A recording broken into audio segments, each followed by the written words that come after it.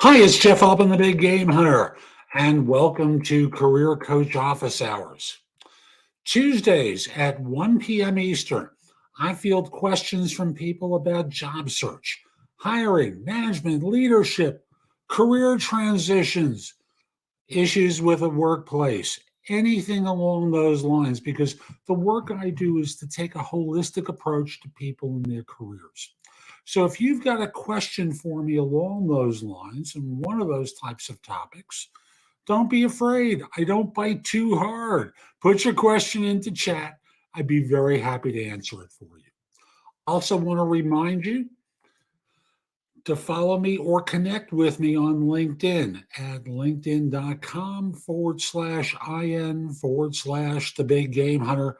Mention that you saw the video, mention that you were on the live stream. Say hello to me while you're here. I love knowing that I'm helping some folks. And once we're connected, your network is going to be a lot larger because my network is larger than most people's. So I don't want to say I've got the largest one on the planet. I don't. I've got a good sized network because I was amongst the first 10,000 people on LinkedIn. I'm also going to mention my website, thebiggamehunter.us. There you can schedule time for a free discovery call, a coaching session. My blog has more than 12,000 searchable posts, courses, books, guides, a lot of great information to help people professionally. I recently released a book. I don't have the link on the website yet to it on Amazon, but as a PDF, you can order it from my website. On Amazon, the book is called Get Your Job Search Organized Now, and it's available for Kindle on Amazon currently. We'll have it out as a paperback soon, but the idea very simply is helping you structure your job search, particularly for those of you who are not working. It's a great resource because it's really about organizing it from top to bottom, including I'm out of work. How long can I afford to stay out of work before I'm in deep kimchi, if you know what I mean? So that's Get Your Job Search Organized Now. It's available at thebiggamehunter.us/books as a PDF or on Amazon for Kindle. And remember, there's a Kindle app, so you can put it on any device. So again, Get Your Job Search Organized Now. I'll also mention that you want to subscribe to JobSearchTV.com on YouTube, download the app of the same name on Amazon, watch on BingeNetworks.tv. So, for example, on Amazon, if you've got a Fire TV or a Fire Stick, there's a JobSearchTV.com app. And on BingeNetworks.tv, it covers more than 300 different streaming services. So it's a great resource for people. And my podcast, I just returned on air yesterday after taking a break for the holidays. No BS Job Search Advice Radio is #1 in Apple Podcasts for job search. More than 2,500 episodes over more than 12 years of offering up information. On Spotify, it's available as a video podcast. And in general, it's available anywhere you listen to podcasts. So again, that's No BS Job Search Advice Radio. And I'll just mention, if you've got a question for me, feel free to put it into chat. I'd be very happy to answer it. Now, right before I went on, someone I know sent a question to me.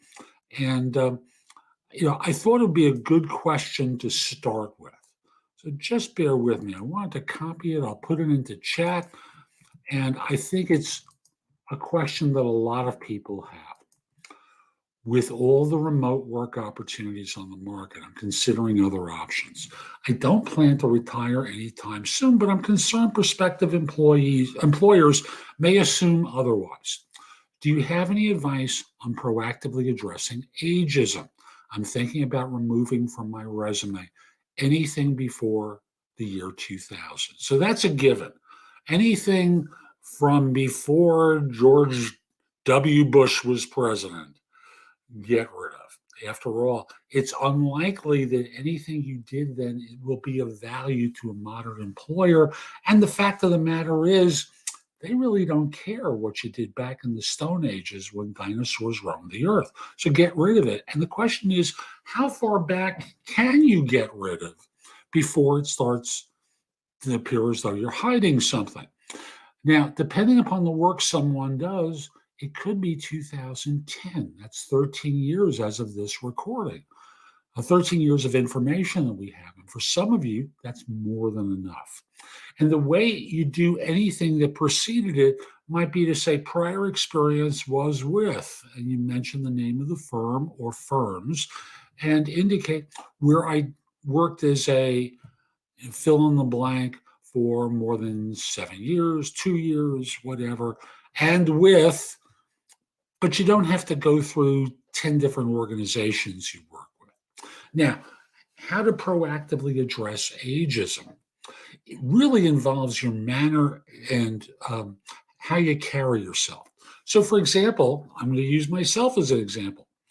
It's obvious I'm not 23, but it's less obvious that I'm 72. Why is that? I look pretty good, but I also don't look young, obviously. But energetically, I carry myself in a particular way. And thus, think of it from an employer's perspective. What do they look for from someone? Competence, self confidence, character, chemistry, maybe a little bit of charisma, that you care, that you inspire confidence that you're the solution to a need that they have because they want to trust you. No trust, no hire. It's really very simple. So it's really about the manner in which you carry yourself and you answer the question. And in this case, you know, the question comes down to is this a guy who's tired, burned out, a has been, or they have some juice? In this person's case, he's been self-employed for a long time, so there's an extra dynamic in there. Why do you want to give up your business and work for us remote? And the answer could be very simply, I'm tired of the hustle and the marketing related to this. I'm still very technical because I know what he does for a living. I'm still very technical. I could see myself, managing a data center, managing this, running this type of operation, but I'm tired of doing it for myself. I'd rather, work for another organization, and how you express it is as important as what you say. As I've said many times on this live stream before, it's not just what you say that matters, it's how you say it, because they want to feel confident that they can trust you. So how do you deal with ageism? It's with the specific questions that they ask you, how you present yourself, and whether you can carry yourself and seem sincere. Because one thing that firms struggle with is when someone's doing a transition from self-employment to employment, they wonder if they could trust someone. They wonder whether or not someone who's in their 50s is trying to coast to the finish line, even though no one's doing that I'm aware of. So the long and the short of it is, it's your manner, your presentation, how you answer the questions that are not obvious age questions, but really are related to, so why do you want to do this? You've been in your own business for a long time, or this is a staff we're all working remotely. Like, why do you want to do this? Can you give your answer in a way that makes them feel confident that you're telling them the truth and that you're going to be low maintenance? That's another dimension to this. Older workers sometimes are high maintenance workers because they think they know better and they don't take direction from other people. And if anything, when that person that they're reporting to says something that could be construed as being a different opinion than theirs, there are arguments that occur. So how do you suck it up and basically convince them? And this shouldn't be hard because given the nature of the work you've been doing, you know how to deal with a client. You deal with them as you would a client in presenting in a way where it's their decision. You're offering advice, but it's their decision. And thus you're not being a pain in the rear, because that's one of the things they worry about with older professionals, that you're going to be difficult to manage. So it's going to be not just what you say that counts, how you say it that matters. Okay. Good luck with your choice. And if you'd like to talk with me, feel free. Let's go to the next question. How can managers reduce the negative impact of firing on employees who remain with the organization? Now, what I don't know here is the meaning of firing to you. Is it that they were fired because they were a problem person, or were they fired meaning laid off, which is completely different? So let me deal with fired um, based upon performance. And this person has been talking badly about the organization. They've been very negative, and thus now they're let go. The way to handle it is really very simple. You talk to folks. You say, hey, look, I've been trying to work with this person for some time and making no headway. We've had issues with their performance. I put them on a performance improvement plan. My issues were such and such. And if you think about it, you can understand that we needed someone who could fill in the blank, and that wasn't them. So opening it up and basically say, if you don't believe me, ask them if they were on a performance improvement plan. They say no, they're lying, and everything else is a smokescreen. If they say they were, what was it for? And I'm going to tell you exactly what it was for, and the fact that they couldn't meet the performance criteria.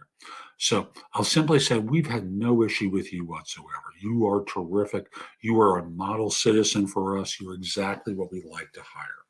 So I'll simply say, opening up makes a big difference. Now, if this was as a result of a layoff, that's a different scenario. They were fired, they were let go.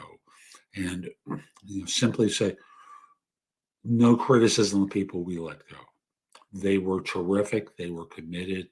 I'm sorry we had to do it. Decisions were made above me that we had to cut back on people. And they made decisions that, well, they thought were in the best interest of the firm. We have to deal with everything now. And that includes the work that these folks were doing and deliver results to the organization. Otherwise, we're going to disappoint them, and we need to deliver. So how do you deal with the negative impact of firing on employees? Well, I think if this was a layoff, you basically say, hey, look, you got to know that the economy is in the crapper these days, and it's affected our business. And management made a decision that we're going to cut back by 15% of the corporate population. And I was able to save your job. I couldn't save theirs. So you're safe, but if we don't perform, we're going to have a problem because they're going to come back and need to make more cuts. So I'll just simply say, I think if you talk to everyone honestly and openly about choices, that has an effect upon their trust of you. I want you to hear that again. If you're honest and open with them, that has a benefit, and they have trust for you. And that's how you get through it. Okay. So I'm just going to remind you, if you've got a question about job search, hiring, management, leadership, career transition, or want advice about a particular workplace issue, put your question in the chat. Excuse me. I'd be very happy to answer it. Also, connect or follow me on LinkedIn at linkedin.com/IN/the Big Game Hunter. Terry, hi, how are you? Thanks for stopping in. Appreciate it. And if you've got a question, don't hesitate to ask, okay? Also, visit my website, thebiggamehunter.us, where you can schedule time for a free discovery call, a paid coaching session. Visit my blog, which has more than 12,000 searchable posts that you can watch, listen to, or read that will help you. Also, subscribe to JobSearchTV.com on YouTube. Download the app on Amazon. Watch me on BingeNetworks.tv as well. That's Binge Networks is on more than 300 streaming services. And subscribe to No BS Job Search Advice Radio wherever you listen to podcasts, okay? Here we go. Oh, yes, I remember this one. Think about an occasion when you needed to choose between two or three seemingly viable paths to accomplish a goal. How did you make your decision about the path to follow? I love this question because it assumes, well, I think most people try to figure it out on their own. And that's a mistake because you may know the right thing to do, but I think you want to test your hypothesis. So I think the simplest thing you can do is I've got a choice between a couple of different options. You tell a couple of trusted people in your life. This is what I have to evaluate, and I have to make a decision. All seem to be reasonably good options. I'm leaning toward one or the other, or one in particular, and I'd like to get your input. So let me just outline the situation. Tell me what you think. I'll ask a couple of follow up questions and I'll keep you posted on my choice. This way, you're dealing with blind spots, things you haven't considered that allow you to minimize the risk of making a mistake. They also know you and will ask questions of you that will help you. So, again, the idea starts off with getting input from others so that blind spots can be addressed and you're not missing anything. And after you have the input from everyone, you make a decision. Go to at least three people, if not five. Hopefully, by then, you'll have heard a couple of different people say the same thing or ask similar questions that will guide you as to what the right choice is. Good luck. I hope it's a great decision for you. Okay. Now, let's go to the next question. How can managers effectively communicate to employees that they may be at risk of being fired? I personally think honesty is great. And what I would do is bring them to an office, or what I used to do is take them for a walk with me. I was working in Manhattan. We'd go for a walk and we'd chat, shoot the breeze.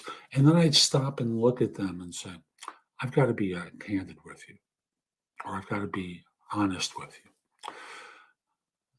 I'm not satisfied with your performance. Here are a couple of things I want you to do to step up your game. And frankly, people around me are complaining to me about you and your performance. I need you to improve because ultimately you've got I'm sorry, I clicked the wrong thing. There we go. My apologies. Ultimately, you may be at risk of being fired and I can't protect you then. I'm trying to help by talking with you about the concerns. Now, if you don't want to address this, I should probably start looking for a replacement because you are going to be fired. But I'd simply say, heed my warning and do something about this. This is what they're hoping to see from you. And if you do this, I have an opportunity to say, we had a conversation. You responded beautifully. I don't think you'll have a problem with them. And that's how you effectively communicate with people about an issue like this, because it's severe enough that you're concerned about them being fired. That's not, you missed an email. It was really bad. And now suddenly people are pointing fingers at you and you're at risk of losing your job. So I'll just simply say, with sincerity, you look them square in the eye and you talk with them about how they're being seen, where the problems are, and what they need to do in order to improve. Good luck. And if you want more advice, thebiggamehunter.us, schedule a paid coaching session with me. I'd be very happy to answer. Okay. I went for a job interview and got the job. Haven't started yet, and I'm having second thoughts because I'm anxious. Should I still take the job? There's someone I'm working with now who's in that position where They love the new organization. They really like the work, no issues whatsoever. And when I started to speak with them a month ago, I warned them when they gave notice that the current firm was going to try and work them over. And as some of you have heard me say, when people give notice and a company doesn't want to lose them, it's common for them to hear words to the effect of, "But why? We love you. You're so important to us. Please stay. Don't go. Don't go. What's it going to take? What's it going to take?" And they keep working you over and they try and grind you down. And it's like a wife beating spouse or a partner beating spouse who promises to be good. And they are for a little while, but they revert to how they were. So I'll just simply say, no, being anxious isn't a reason to back out of this. What it's telling me is you have a loyalty to your current employer, and that's a great quality to have. But there's something that made you want to look at something else. And that probably hasn't been addressed. Even if they've made a counteroffer to you, they've just tried to pay you off with money and treat you like a prostitute. You know, we know we're a terrible place to work, and Joe as a manager is awful, and your coworkers Helen and Cynthia are abominable. But we're going to pay you more, and will that be enough to stay? So just understand what the game is from their standpoint, and that's to use money to bribe you into staying. Because you're anxious is not a reason to back out. And, and the new firm, if they're smart, will stay in touch with you and support you during this difficult time. That's the time between we made the offer and received an acceptance to the time you actually start. So I'll just simply say, folks, get busy, get yourself out of there, move on, move on, because otherwise you're going to wind up being trapped. It's really that simple. Don't allow yourself to be trapped with an organization. Okay. This one I already did. I'm sorry. Let me go to the next one. I think I did this one too. Oh, let me just see something. I apologize. Bear with me. Yep, that's not it. Let me go back to here. Um, yeah. What is your best answer if the interviewer asks you, have you ever made a mistake at work? Why? So the way to respond is by saying, hey, look, everyone makes mistakes. I'm no different. I'm sure you've made a mistake or two along the way. After all, you're not 14. You've tried hard, and somewhere along the line, we all make mistakes. Now, the question is, they want to find out, tell me about a professional mistake you made and what you learned from it. So be prepared with a learning that relates to the mistake that you made. That's really the game plan here. So, have you ever made a mistake at work? Yeah, I think everyone makes mistakes. I try not to, but every once in a while, I'll make a mistake. I may be missing information. I may be tired. Along the way, I've made mistakes. Now, what I've learned from the experience is try not to kill myself with work. Try to focus more intently on solving. You talk about the learning you got from this. But you can't say, nope, never made a mistake. 55 years old, never made a mistake before in my life. So I'll just simply say, be honest about it. Acknowledge that you made a mistake and tell them what the scenario was. I remember this time a year ago, I was getting pulled in 4 different directions.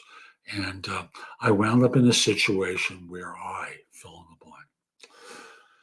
And what I did was, and then you talk with them about a decision that you made that yielded an outcome that was not exactly what people wanted. And then you talk about the learning you received from it. And that's the way really to respond. Okay. So I'm going to be on for one more question, unless someone puts something into chat. And I'll just remind you, if you've got a question about job search, hiring, management, leadership, a career transition, or want advice about a particular workplace issue, put your question into chat. I'll also mention connect or follow me on LinkedIn at linkedin.com/IN/the big game hunter. And my website, thebiggamehunter.us, has more than 12,000 searchable posts. Plus, it's a place where you could schedule time for a free discovery call, a paid coaching session, find out about my courses, books, and guides. There's a lot there to help you. Okay, let's just see. Yes, this is going to be the last question for today. What do I do if my job or occupation is not listed in LinkedIn? So I'm going to assume what you're referring to is on your profile where you're starting to type in your title. It's not a title that LinkedIn auto populates or offers up to you as part of their data dictionary. Pick something that does. And the closest proximate thing is really what you should go for. Because what you want to be doing is putting yourself in the position of being found on LinkedIn. And title is one of those fields in their data dictionary that people can search by. So you want to have um, a simple title. So, for example, anything that has a slash or is a slash title, not ideal for you to use unless it's in the data dictionary and it fits what you do. How do you know it's in the data dictionary? When you start typing it out, LinkedIn offers it up as an explanation. So what you do is come to something close that serves you in the way of a title that is accurate to the rest of the world, even if it isn't accurate to your current company. And just get yourself into their data dictionary in a way that they can see how you fit. Okay, so I hope you found today's show helpful. I'm Jeff Altman. Visit my website, thebiggamehunter.us. There's a lot there in the blog that can help you. And by the way, if you're watching on YouTube, I may not be able to see you yet. If you say hi, if you do, that'd be great. I'd love to say hello to you. Same thing on Facebook. But say hi to me, and what you might do is give it a thumbs up, like it, do something that lets people know it was worthwhile.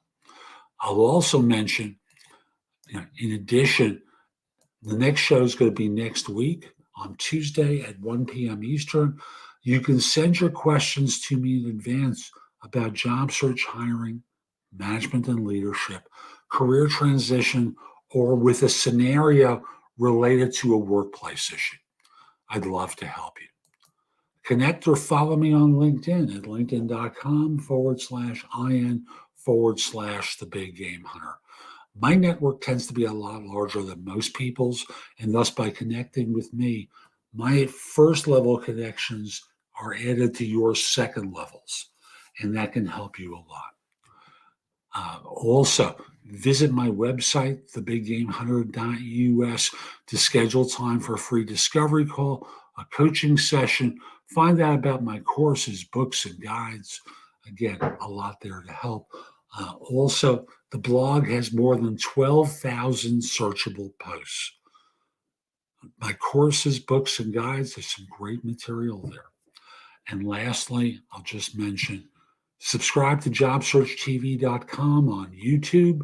Download the app for Amazon. Watch me on BingeNetworks.tv, which streams to more than 300 streaming platforms. And subscribe to No BS Job Search Advice Radio, wherever you listen to podcasts. And on Spotify, it's a video podcast. I hope you have a terrific day. And most importantly, be great. Take care.